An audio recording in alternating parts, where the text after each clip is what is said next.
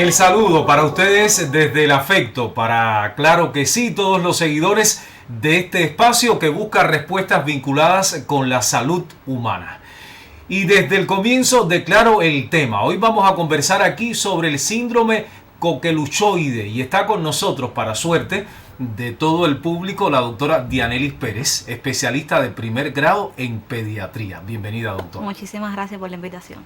Qué bueno tenerla para conversar sobre este síndrome que es más frecuente de lo que pensamos. Quiero en primer lugar preguntarle, ¿es un padecimiento de niños y niñas o puede también enfermar un adulto o un adolescente? El síndrome coqueluchoide es una enfermedad que clínicamente se manifiesta más en la edad pediátrica, sobre todo en niños menores de 5 años, 6 años aproximadamente. Pero sí es una enfermedad que afecta también al adolescente y a la persona adulta, lo que no presenta los síntomas clínicos y generalmente pasa desapercibido. Pero ahí radica un problema, y es que a pesar de ser desapercibido, o sea, que el paciente lo interprete como un catarro común, es capaz de transmitirlo a esta población pediátrica que sí es susceptible a padecer la enfermedad como tal. Es decir, que un adulto de 40 o 50 años puede padecer el síndrome, pero se manifiesta de manera diferente a los niños. Sí. Y puede incluso transmitírselo a los menores. Se lo transmite a los menores, que sí son los que presentan el cuadro clínico típico del síndrome coqueluchoide. Los adultos lo que lo hacen más solapado, o sea, como con manifestaciones catarrales que no llegan a presentar las manifestaciones, que más adelante hablaremos de ellas, que sí son patognomónicas de este síndrome, que son las que nos dicen decir, bueno, esto es un síndrome coqueluchoide. Es decir, que también en adolescentes, jóvenes y adultos se puede diagnosticar el síndrome. Pueden ser infectados con los virus, bacterias, o sea, con los gérmenes que son capaces de provocar un síndrome coqueluchoide. En el niño se evidencia clínicamente como un síndrome coqueluchoide, y en el adulto o el adolescente los cuadros clínicos son más ligeros. Lo que suele presentar es como un catarro. Lo que pasa es que todavía no hemos adentrado en el tema y es difícil explicarle, porque esta enfermedad inicialmente es muy similar a un catarro común, pero después evoluciona hacia otras fases que sí son más severas, más características de la propia patología. Los adultos no llegan a presentar esta fase, se quedan más bien en el periodo inicial, que es una fase catarral, que es por ende la más contagiosa, y sí se lo transmiten a niños que puedan convivir con ellos en el mismo medio, donde sí van a presentar estas manifestaciones bien severas del síndrome coqueluchoide. Tenemos tiempo disponible, vamos a profundizar en el tema, doctora. Solo quería provocarla en el inicio para aclarar que es un síndrome que puede manifestarse en adultos, pero no de la manera en que ocurre en niños y niñas menores de 5 años sobre 5 todo, aproximadamente. Doctora. Bueno, entonces es oportuno pues expresar a partir de sus conocimientos en qué consiste el síndrome coqueluchoide. Mire, el término de síndrome coqueluchoide se utiliza para describir un conjunto de síntomas y signos que es muy similar a la toferina, pero donde no se puede aislar el germen que provoca la toferina. En Cuba, la toferina se erradica a raíz de la campaña de vacunación con la vacuna pentavalente, que se la administra a los niños a los 2, a los 4, a los 6 meses, y después se reactiva a los 18. Pero se nota que hay un cuadro clínico que es muy similar a esa toferina, pero donde no está involucrada la Bordetella pertussis, que es este germen que se logra erradicar. Este problema trae como consecuencia que surge este término, que es para denotar un conjunto de síntomas y signos, como habíamos dicho, que son indistinguibles de la toferina, donde no se puede aislar la Bordetella pertussis. De manera que estamos hablando de signos y síntomas en el síndrome que nos recuerdan la toferina, pero no es toferina. Exactamente. Lo comprendimos bien, doctora. Ahí está. Es que somos buenos alumnos y el público también, tengo la certeza. Tenemos también la información de que el síndrome coqueluchoide es altamente contagioso. Sí, es muy contagioso. Es muy contagioso y se contagia a través de microgotas que son expulsadas al conversar, al toser, al hablar. Se puede hacer también por contacto directo, porque usted trae las manos, el niño trae las manos sucias, toca superficie, toca juguetes, otros niños vienen, los tocan, y ahí pues inicia la cadena de contagio. Que puede generarse entre niños y entre adultos y niños. También. Era lo que hablábamos. Claro. Los niños presentan, o sea, están infectados, se lo pueden transmitir a otros niños. Es frecuente en este grupo etario del que habíamos hablado, precisamente porque ellos asisten a instituciones que pueden ser círculos infantiles, jardines de infantes, y en estos lugares ellos interactúan entre sí, y al interactuar pues aumenta el contagio, porque inicialmente, como habíamos dicho, es muy solapado el cuadro, es un cuadro catarral, y puede ser incluso contagioso en un periodo de incubación, donde el niño no tiene síntomas, pero ya el virus lo está incubando y es capaz de transmitirlo. O sea que usted, un niño sano que ya está infectado, es capaz de transmitirlo, en el círculo no lo suspende y ya ese niño está contagiando a otros niños que interactúan con él. Y no solo al hablar, al jugar, sino también con los objetos que toca, con la superficie, de ahí que sea tan contagioso. De manera que es un síndrome, doctora, simulador, que puede, digamos, no manifestarse en un primer momento y sí transmitirse de un menor a otro. En el periodo de incubación, que puede ir desde 3 hasta 14 días, el niño clínicamente no tiene nada, pero ya tiene el virus en su sistema y es capaz de transmitirlo. Cuando hablamos de este síndrome podemos hablar incluso de determinada epidemia, cuando el número de casos crece en una zona, en un municipio, en una región. Sí, evoluciona por epidemias. Esta enfermedad aparece en epidemias cada 3-5 años aproximadamente, y durante las epidemias se infectan muchísimos niños. Y podemos incluso dentro del año ubicar un periodo determinado en que el síndrome puede expandirse de una mejor manera, de una manera más eficaz, para decirlo de algún modo. En los países en los que está establecido, o sea, se logran identificar bien las estaciones. Sí. Es más frecuente durante la primavera y el verano. En Cuba durante el verano. Claro. Que es la época de más calor. En los trópicos solo tenemos algo de invierno y un verano casi permanente, doctora. Ahora entremos en un asunto que siempre nos interesa y tiene que ver con los signos o síntomas, porque a mí no me quedó claro cómo identificar una gripe común, un catarro, del síndrome coqueluchoide, porque, digamos, se hermanan, son parientes, pero tienen, digamos, elementos que distinguen el síndrome del catarro y de la gripe. Mire, el síndrome coqueluchoide consta de 3 fases. Una fase inicial que dura alrededor de 2 semanas y se llama fase catarral. Esta fase inicial, que es la fase catarral, cursa con síntomas de un catarro, de un resfriado común. El niño lo vamos a ver que tiene congestión nasal, obstrucción, secreción nasal, puede tener tos húmeda, lagrimeo, estornudo, enrojecimiento ocular, puede aparecer incluso fiebre ligera. En el curso de estas 2 semanas, estos son los síntomas que vamos a tener. Cuando cabe esperar que ya el niño va a mejorar y va a sanar, entonces cuando la evolución se hace diferente.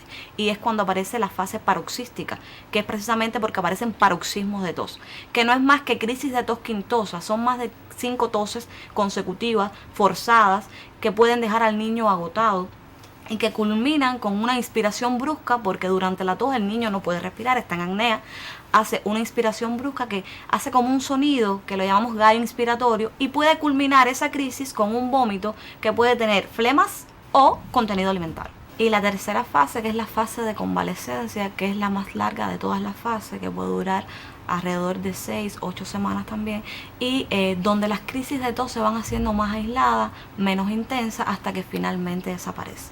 En total, el niño puede estar enfermo alrededor de 3 meses. De 3 meses. De 3 meses. Y el síndrome o el síntoma, quise decir, más frecuente, el más significativo, es la tos. Es la tos, es las quintas de tos, que en dependencia de la coloración que adopte el niño durante las crisis se va a clasificar en ligero, moderada o severa la crisis. Las crisis ligeras, el niño no cambia de color.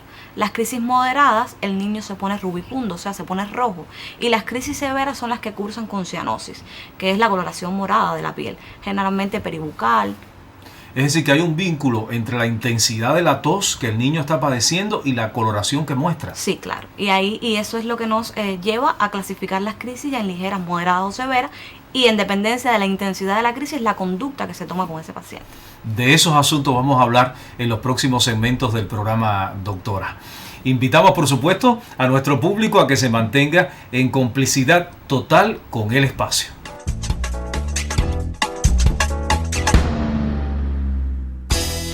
Hay hábitos que pueden ayudarte a prevenir un accidente cerebrovascular. El ejercicio físico es uno de ellos. Basta con realizar unos 150 minutos semanales. Algunas actividades recomendadas son montar bicicleta, saltar la cuerda y caminar a paso rápido. El colesterol alto es uno de los principales responsables del accidente cerebrovascular. Algunas maneras de mantenerlo bajo control es limitar el consumo de grasas y aumentar el consumo de fibra. Asegúrate de comer abundantes frutas y vegetales frescos, ingerir abundante agua y tomar proteínas y carbohidratos de manera moderada. Las personas con sobrepeso y obesidad tienen más riesgo de sufrir un accidente cerebrovascular.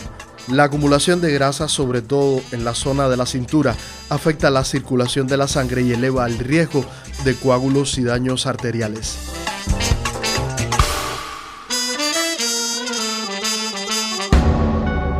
Y es tiempo para regresar. Se mantiene con nosotros la doctora Dianelis Pérez, especialista en primer grado en pediatría. Y hoy hablamos del síndrome coqueluchoide. Fíjese que hice un ejercicio de locución para aprender de manera correcta el término. Doctora, cuando ya se llega al diagnóstico, del cual vamos a conversar más adelante, lo que resta, porque son varias semanas en que la enfermedad permanece en el organismo del menor, es la tos lo que realmente resulta más significativa. Desaparece quizás la fiebre, la secreción, el estado gripal típico que con anterioridad el niño padecía. Generalmente desaparece. Sí. Pero esta tos es muy significativa, porque a raíz de esta tos, y en esta fase paroxística donde aparecen las crisis de tos, es donde generalmente aparecen la mayor parte de las complicaciones. De las complicaciones que muchas vienen provocadas por la misma tos, que pueden ir desde hemorragias conjuntivales por el esfuerzo, petequias, o sea, puntitos rojos en la parte superior del tórax y la cara.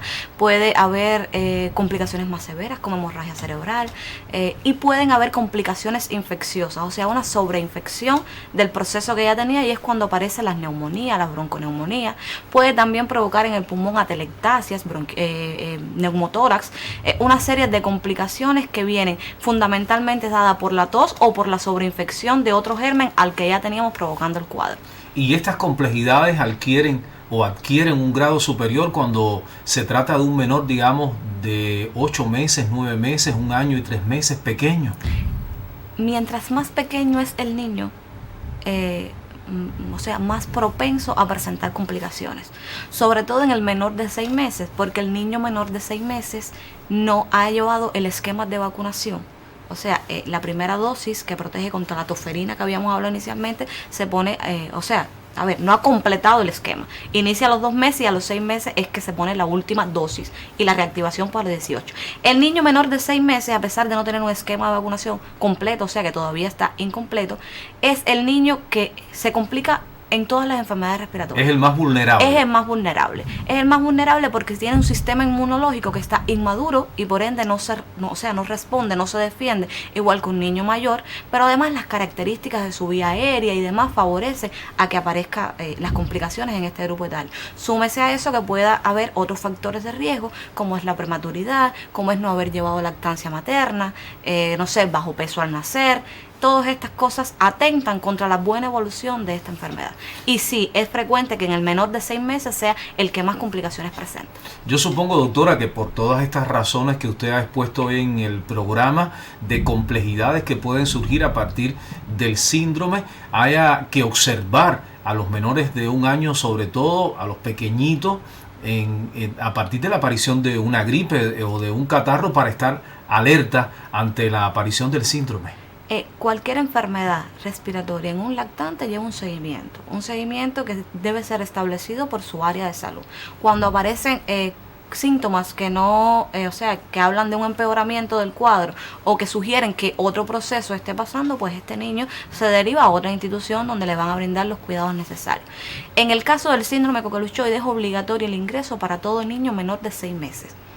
Y los niños mayores de 6 meses que además tengan factores de riesgo o estén presentando crisis severas o moderadas o severas, que tener una crisis moderada o severa es un criterio de ingreso. Y si encima de eso tiene alguna comorbilidad o factores de riesgo que puedan agravar el cuadro, también son criterios de ingreso para ese paciente, que ya no sería vigilancia en el hogar, sería hospitalización.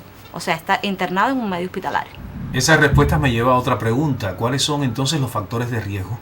¿Cuáles son las enfermedades asociadas que pueden incluso agravar el cuadro de un menor con el síndrome coqueluchoide? Los factores de riesgo que conllevan a presentar esta enfermedad son la prematuridad, el bajo peso, la exposición a agentes irritantes como es el humo del tabaco, el smog de los autos. También hay patologías, como bien decía, que pueden hacer que el niño desarrolle esta enfermedad de una forma más severa, como son la fibrosis quística, como son las cardiopatías congénitas y cualquier otra malformación de la vía aérea. Son patologías que se asocian a una evolución más tórpida de la enfermedad. Y aquellos padecimientos que se asocian con cuestiones respiratorias, quizás el asma bronquial, doctora, ¿podría ser un factor favorecedor? Sí, dentro de las causas no infecciosas para presentar un síndrome coqueluchoide está la hiperreactividad bronquial, el asma bronquial. Entonces continuamos con otras causas, porque ya usted mencionó factores de riesgo y algunos padecimientos que pueden favorecer. Hay otras causas que se identifican y que podrían provocar el síndrome coqueluchoide. Sí, habíamos hablado en un inicio de las causas infecciosas, Sí, pero también hay causas no infecciosas que pueden provocar el síndrome coqueluchoide. Y ahí entra pues las que habíamos hablado, adenopatías en la región del cuello, podemos también estar hablando de niños con hiperreactividad bronquial, asma bronquial, el reflujo gastroesofágico que es muy frecuente en los niños pequeños, sobre todo menores de 3 meses. También pudiera estar cualquier compresión extrínseca de la vía aérea.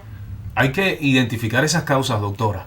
Cuando un paciente llega con un cuadro coqueluchoide, o sea, de tos quintosa, no solo tenemos que pensar en causas infecciosas, hay que buscar causas no infecciosas que pueden estar llevando a que este paciente presente estos síntomas, como estas que habíamos hablado. Hay que identificar las causas infecciosas o no para asumir con efectividad los tratamientos. Claro, porque ahí va encaminado el tratamiento, porque si la causa es no infecciosa, pues no cumple objetivo poner un tratamiento antimicrobiano, ¿verdad? Si estamos frente a un menor que está padeciendo el síndrome, pero que tiene antecedentes familiares, quizás un padre o una madre que cuando era menor, cuando eran menores, lo padecieron, incluso de adultos, ¿podría tener un factor hereditario del síndrome? No, hereditario no. No. Existen condiciones que se pueden heredar que favorezcan la aparición Claro. del síndrome coqueluchoide, pero no es hereditario. Entonces entremos en el diagnóstico, doctora. Ya habíamos hablado de una primera fase que genera pues determinados síntomas o signos asociados con las gripes, con los catarros. Después entonces ya aparece la tos como el indicador que hace pensar de manera inmediata al especialista de que estamos frente al síndrome. Ahí es donde ya ustedes hacen el diagnóstico. ¿Hay algún examen, alguna prueba que lo verifica, que lo avala? En nuestro medio el diagnóstico es fundamentalmente clínico. Clínico. Porque las características de la tos son inconfundibles. O sea, cuando usted ve a un niño hacer la crisis que yo le describí, la hacen literalmente como la recoge la bibliografía. Son quintas de tos, el niño tose, hace cegallo inspiratorio, puede terminar con un vómito, y esto es... No hay dudas. No hay duda. Cuando usted tiene un niño que hace una crisis de tos quintosa, como está descrita en los libros, es inigualable a otro. O sea, por muchas patologías provocan tos, pero ninguna con estas características. De cualquier manera, los padres deben estar alertas para acudir al médico de familia o alguna consulta, incluso antes de que llegue la tos.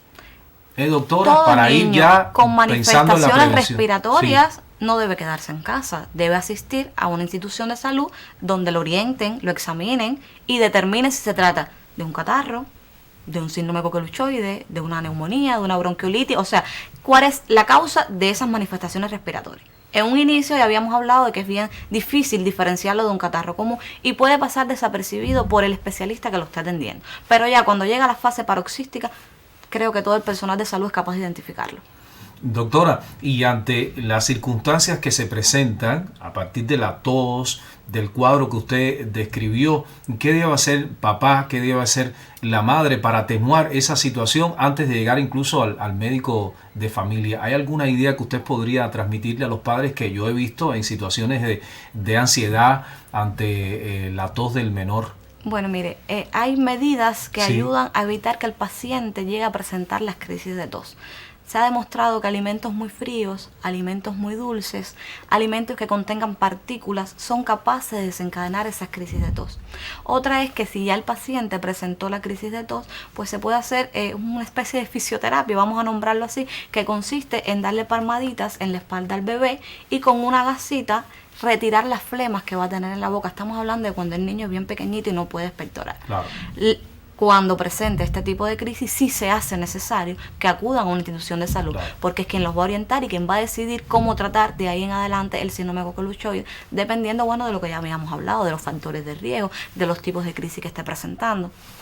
Pues vamos a hacer un pequeño corte que corresponde ahora y después regresamos en un tercer segmento, doctora, porque nos quedan todavía los tratamientos para revisar en este momento del programa. Espero que se hayan motivado y se mantengan en sintonía.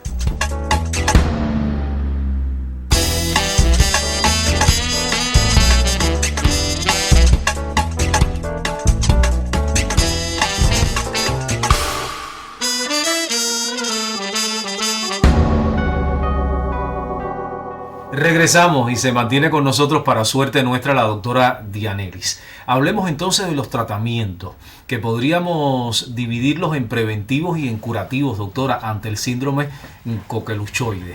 De los preventivos, ¿qué nos podría decir?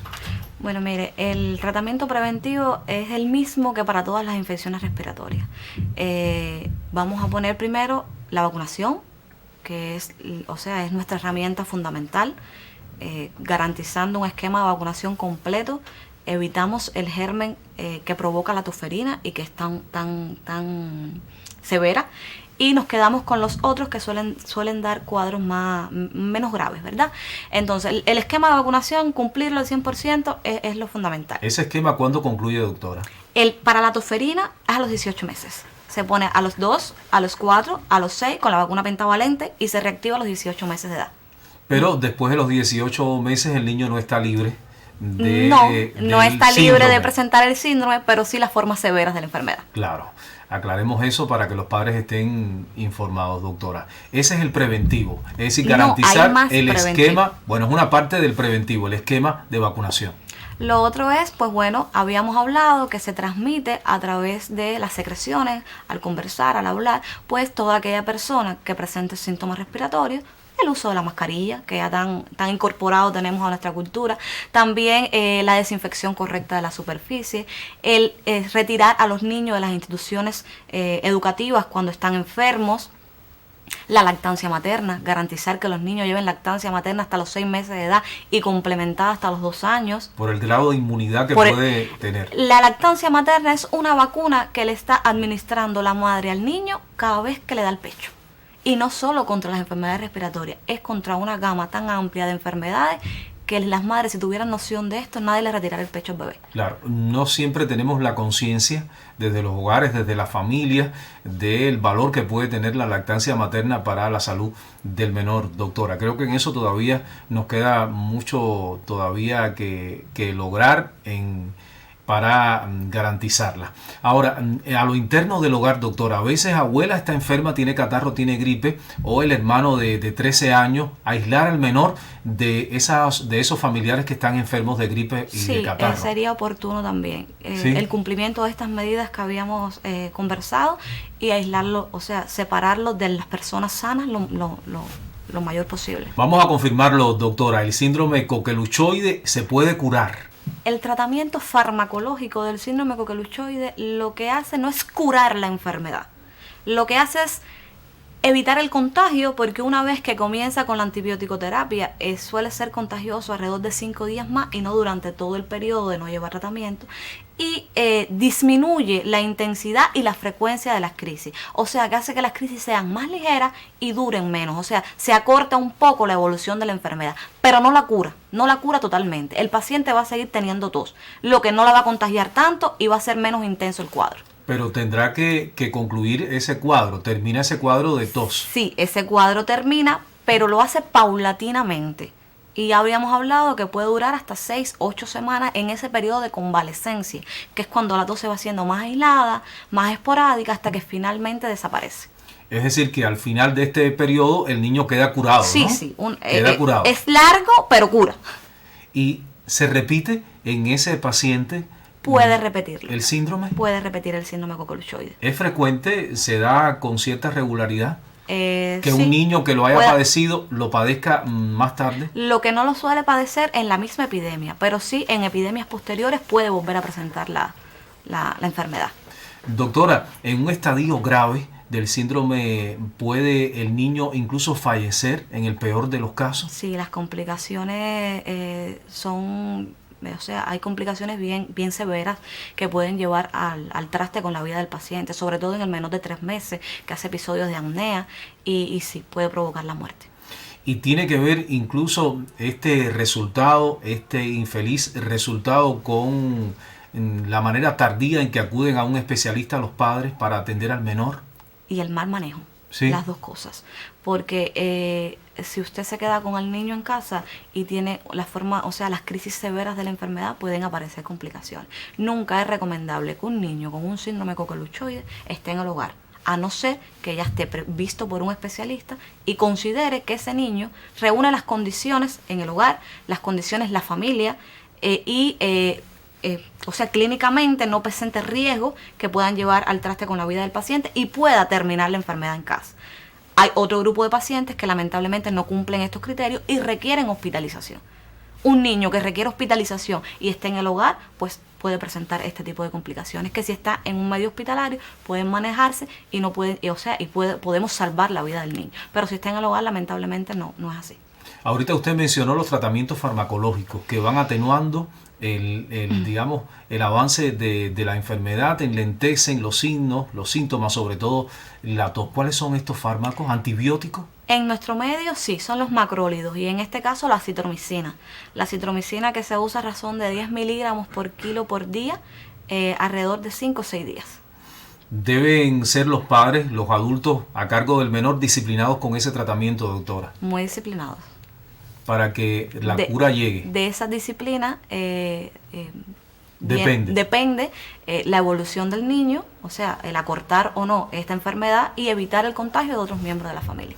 Puede que incluso en medio del tratamiento, doctora, aparezcan complicaciones en que pongan en riesgo la vida del menor. Inmediatamente hay que acudir a un especialista si la situación no avanza como lo esperamos, doctora. El especialista que lo evalúe y lo medique y indique el seguimiento para la casa, también le va a explicar qué es lo que tiene que observar, que en caso de aparecer sí tiene que retornar a una institución de salud.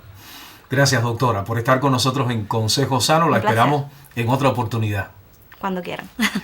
Y a ustedes, claro, que los esperamos dentro de 7 días para compartir, como es habitual, otro Consejo Sano.